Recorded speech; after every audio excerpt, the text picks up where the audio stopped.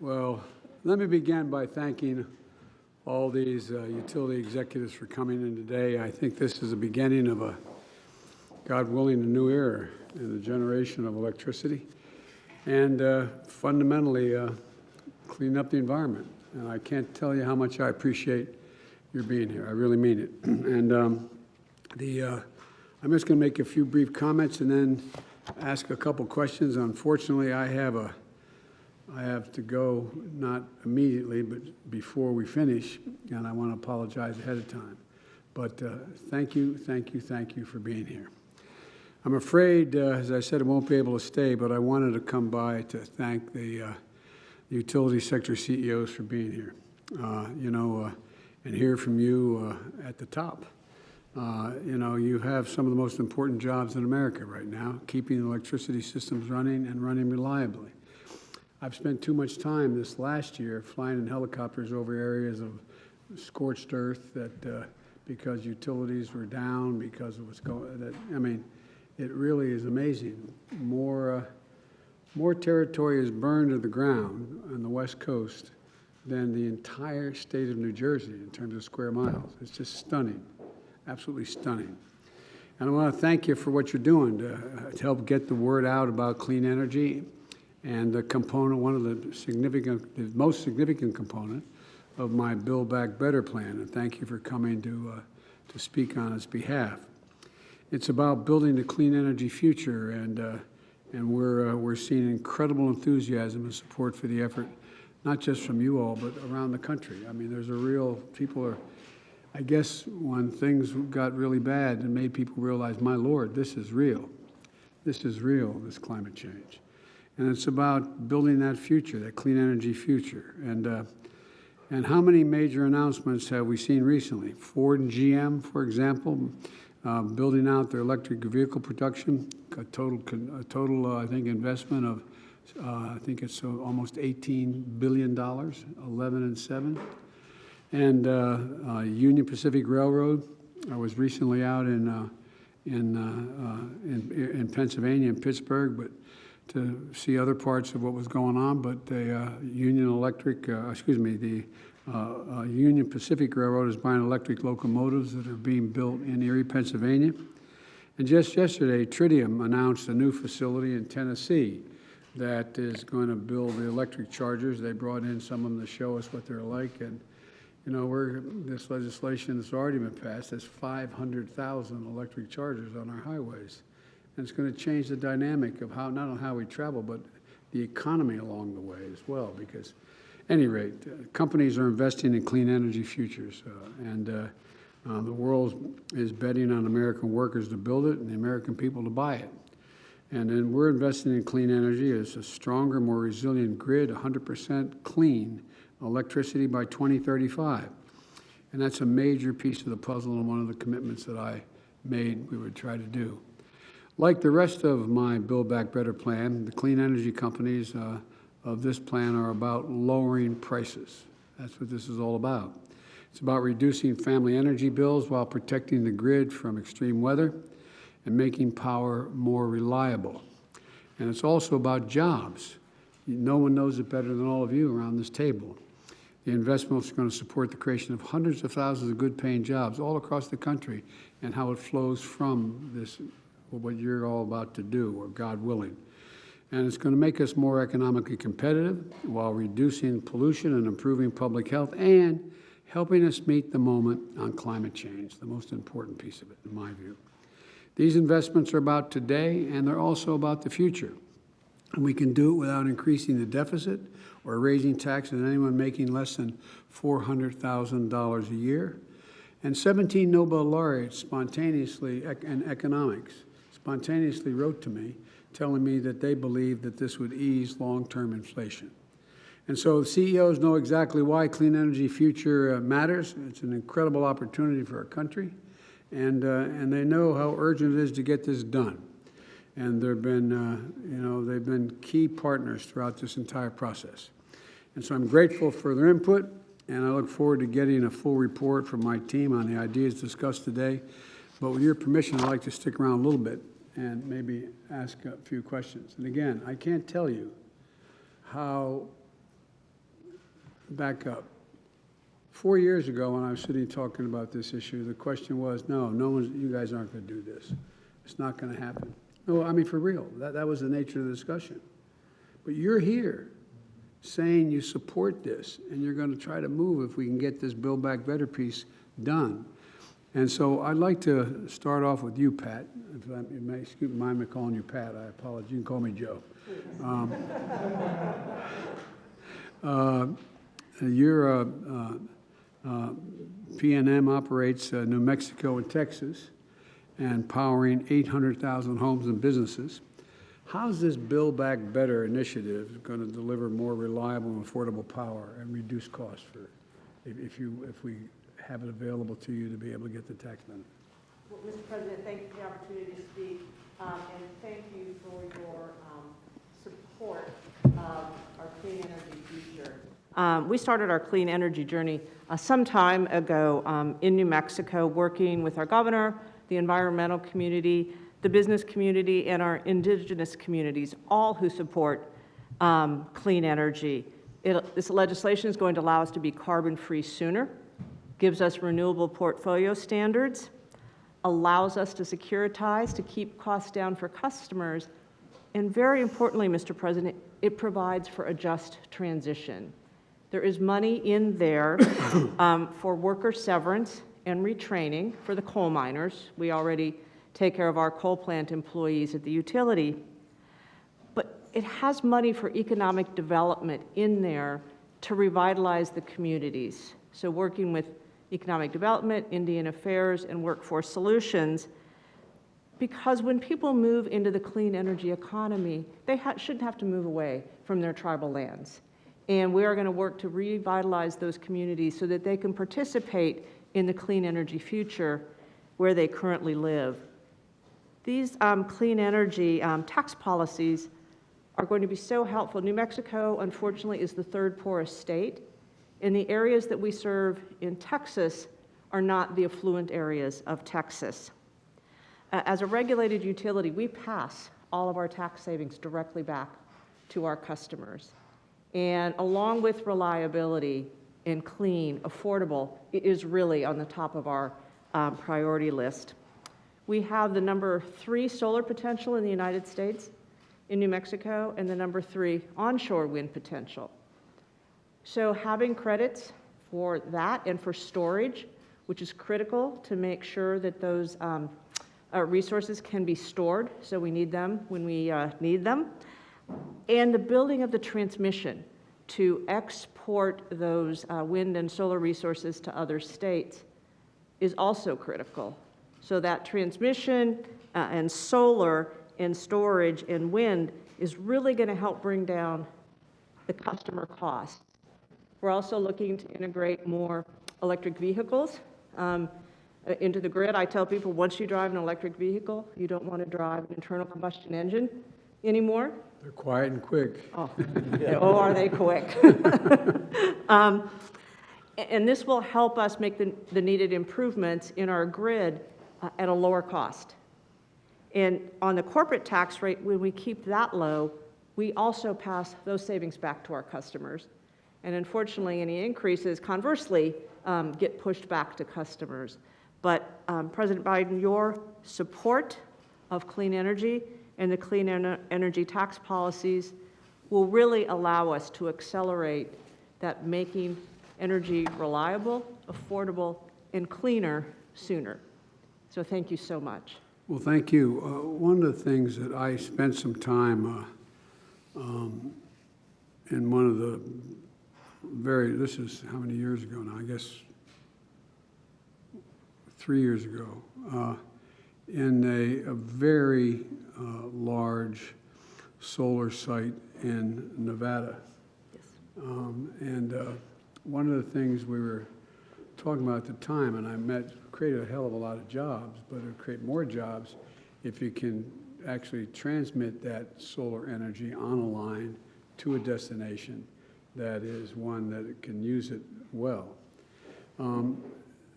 My team tells me that there is a capacity to, by further investment in machinery on the site that is going to be able to, through high voltage HVDC tech, move that energy more quickly and lose less of it on the way. Is that right? Absolutely. And tell me how that, I mean, will you be in a better position to be able to, for your solar sites, be able to afford that with, in fact, you have the tax credits that are moving?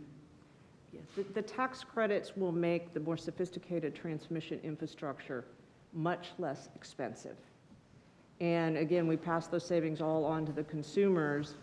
And a lot of the solar, and where you site solar fields, is not near what we call load centers or big cities. So you need that transmission. And it is going to be absolutely critical to building our nation's clean energy infrastructure. Well, my wife and I separately spent a little bit of time with those indigenous communities in New Mexico and other places, and it really makes a difference, will make a difference for them in a big way, I think. Absolutely, and you know, especially the Navajo Nation is embracing a clean energy future. They're very thoughtful about how they move away, but they are very much looking forward to developing the solar potential on their lands, and we will be able to export that to other parts of the West that desperately need some more clean energy.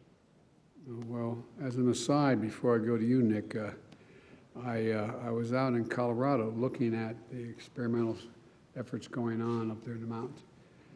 I was stunned, and I'm familiar with wind energy because we tried very hard early on in the last administration I was in to promote that, and we had some blowback because people didn't want to be able to see it and the like. They showed me a blade of a windmill that's 100 yards long.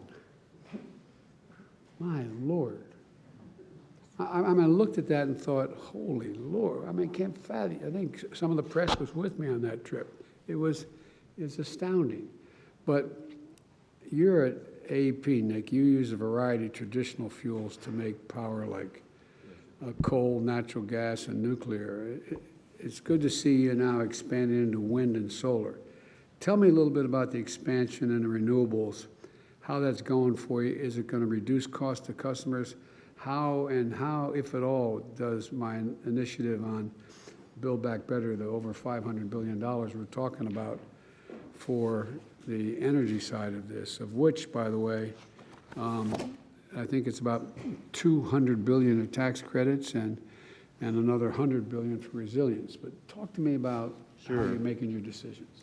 Well, first of all, Mr. President, pleasure to be with you today to talk about these important issues. And you've actually shed the light on a lot of the infrastructure needs of this country. And certainly the grid is one of those areas that we find, and I grew up as a system operator. 40 years ago, I started as a system operator, running power systems. So for me, your focus on resiliency and reliability of the grid is extremely important.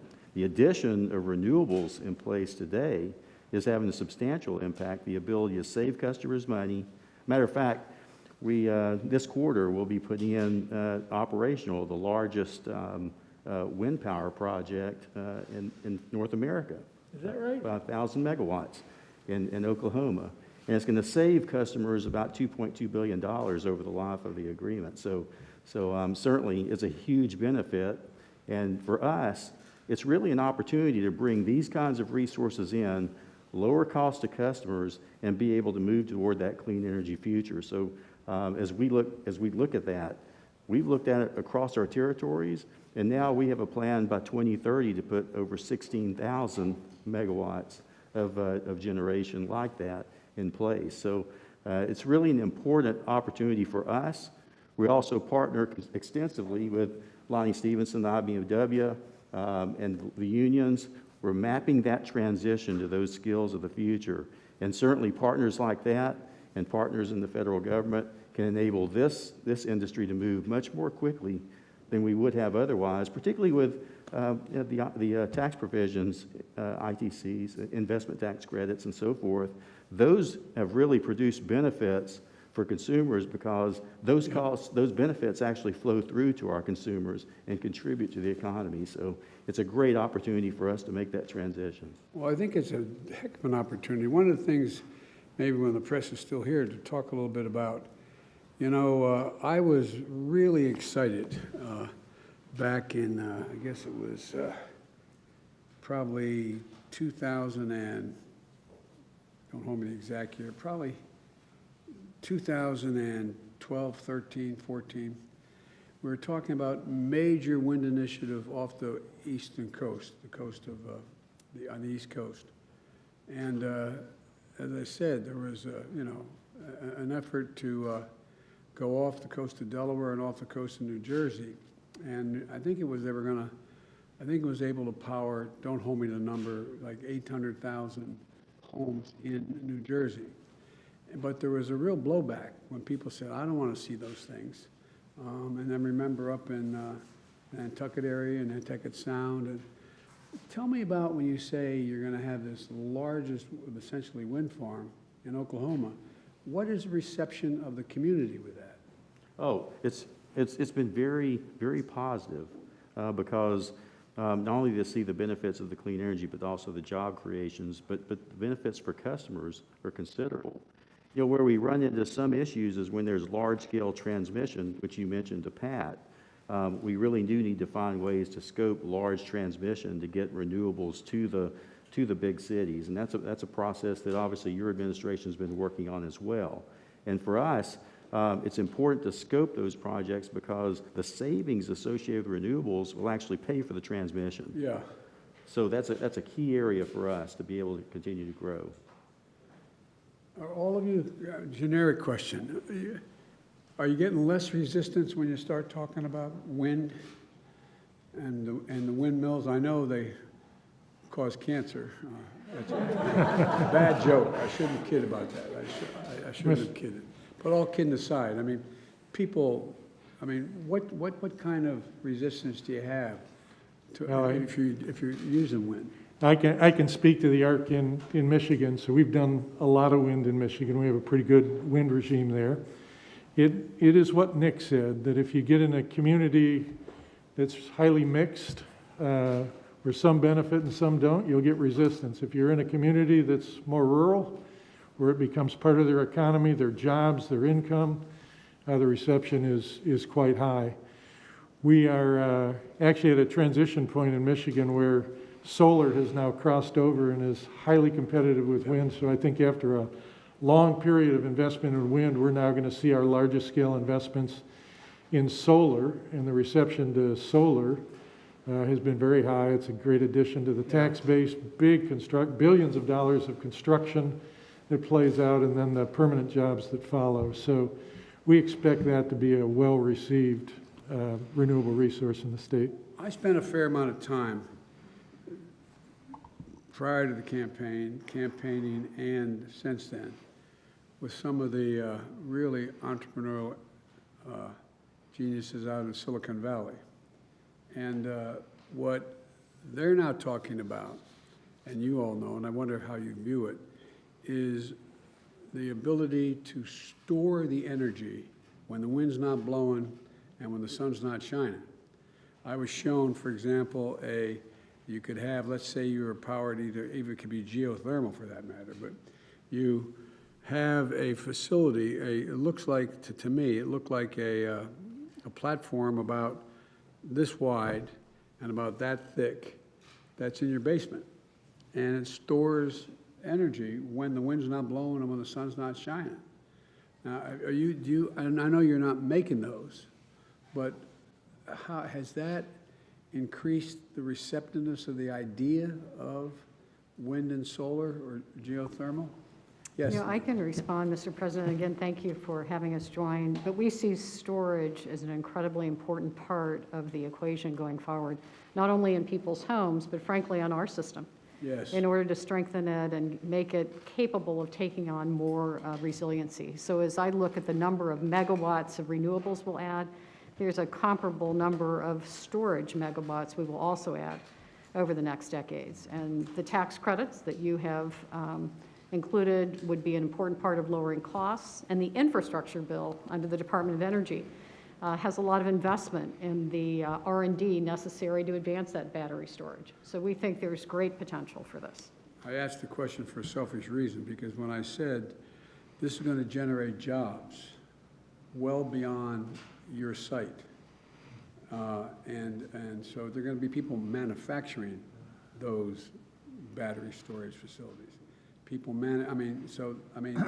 This has such a ripple effect that, God willing, and what's going to happen is, I predict, right now, in some cases, China's ahead of us, but I think we're going to end up having a significant export market as well. That's going to create thousands of good-paying jobs here in the United States. It's going to be in our interest to have this, move around the world. But, I hope that you all are going to look back on this 10 years from now and say, boy, that time we didn't have any dinner at that dining room table. Still worked. But I want to thank you all very, very much. So, And by the way, Mr. President, we're going to have to let you go here. turn it over to you. Yeah.